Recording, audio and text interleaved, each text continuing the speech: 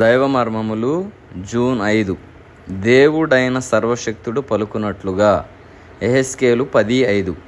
ఒకప్పుడు ప్రవక్తలు, యాజకులు మాత్రమే దేవుని స్వరము వినగలిగేవారు. ఇతరులు ఎవరైనను దేవుని చిత్తమును తెలుసుకొనగోరిన ఎడల ప్రవక్త యొద్దకు గాని ప్రధాన యాజకుని యొద్దకు గాని వెళ్ళవలసి ఉండెను. ప్రతి మానవుడు దేవుని స్వరము వినుటకు సాధ్యమగునట్లు యేసుక్రీస్తు ప్రభువు ఈ లోకమునకు వచ్చెను. ఈ కారణము వలననే యేసుక్రీస్తు ప్రభు యొక్క సేవ ప్రారంభ దశలోనే ఆయనపై పరిశుద్ధాత్మ దిగివచ్చెను. ఆకాశము నుండి దేవుని స్వరము వినబడెను. మార్కు సువార్త 8:31, 9:31 చూడుము. యేసుక్రీస్తు ప్రభువు సిలువ వేయబడక మునిపే తన మరణమును గూర్చి ఆయన ప్రకటించెను.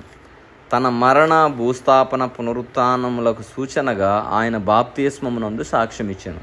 అప్పుడు ఆకాశము తెరవబడి దేవుని స్వరము వినబడెను. మనకు కూడా మన పాప క్షమాపణను నిశ్చయము చేసుకొని ఆయన మరణ, భూస్థాపన, పునరుత్థానములలో బాప్తిస్మమునందు ఐక్యపరచుకొనినప్పుడు ప్రతిదినము ఆకాశం తెరవబడుటను చూచెదము. దేవుని దయా కృపాశక్తి పొందేదము. మనలను నడిపించుటకు, సహాయపడుటకు, బోధించుటకు పరిశుద్ధాత్మ అనుగ్రహించబడును.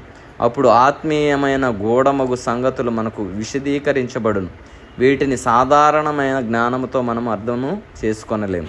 మీ అవసరతకు తగినట్లు మీరు కూడా అనుదినము ఆయన స్వరమును వినవచ్చును. దేవుడు మీతో ఏమి మాట్లాడనై ఉన్నాడో, మిమ్ములనేమి చేయుచున్నాడో పరిశుద్ధాత్మని స్వరము ద్వారా మీరు తెలుసుకొనవచ్చును. కాబట్టి మనము కూడా ఆయన మరణ, భూస్థాపన, పునరుత్థానములో పాలు పొందినప్పుడు, ఆయనతో బాప్తిస్మమునందు ఐక్యపరచబడినప్పుడు మనము కూడా దేవుని స్వరమును వినగలుటకు ఆయన మనకు కృప అనుగ్రహించును. కాబట్టి మనము కూడా ప్రతి అవసరతకు తగినట్లుగా అనుదినం ఆయన స్వరం వినేవారముగా, ఆయన స్వరమును గైకొనే వారముగా, మనము కూడా దేవుని చిత్తమును నడుచుకునే వారముగా దేవుడు మనల్ని దీవించి ఆశీర్వదించునుగాక. ఆమేన్.